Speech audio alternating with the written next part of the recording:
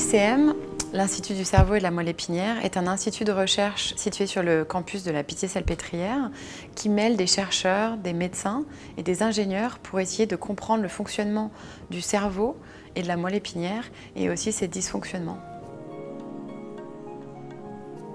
À l'ICM, je dirige une équipe de recherche composée de 12 personnes dont le but est d'essayer de comprendre le fonctionnement, l'organisation des circuits spinaux qui sous-tendent la locomotion. Et pour ce faire, nous développons de nouvelles techniques innovantes pour coupler l'optique et la génétique afin de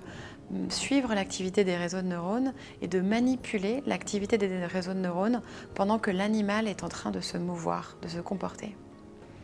Donc cette nouvelle approche, qu'on appelle optogénétique, permet de révéler la fonction des réseaux de neurones et comment est-ce qu'ils communiquent entre eux pour sous-tendre le comportement. Et afin de développer cette approche, nous avons développé un modèle animal qui s'appelle la larve du poisson zèbre, dans lequel nous exprimons des canaux qui sont activés par la lumière afin de pouvoir contrôler l'activité des neurones pendant que l'animal est en train de se comporter. Donc la petite larve du poisson zèbre qui nous intéresse est de petite taille, 4 mm, ce qui permet de faire des études sur beaucoup d'animaux et elle nage très vite, elle peut aller jusqu'à 100 Hz. Et donc on a un défi pour réussir à faire les études qui nous intéressent, il faut réussir à aller très vite, avoir des caméras ultra rapides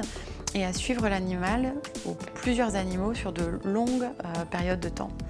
Nous avons contacté Radévision au début de l'installation de l'équipe parce qu'ils nous apportaient des solutions innovantes pour résoudre ce problème, réussir à capturer la dynamique de la locomotion avec des cadences très rapides et sur des périodes très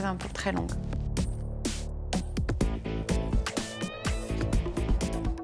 Donc ici, avec Radévision, ce qu'on fait, c'est de développer un prototype pour imager les poissons, le comportement des poissons. Multiples animaux en même temps et en plus on veut traquer les poissons et regarder leur position et leur comportement d'une manière quantifique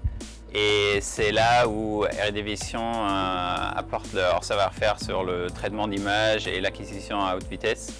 et nous on s'occupe plutôt de la question biologique parce qu'à la fin ce qu'on veut c'est regarder différents types de poissons, différents types génétiques, comment le comportement change et comment certains gènes sont involvés dans leur comportement.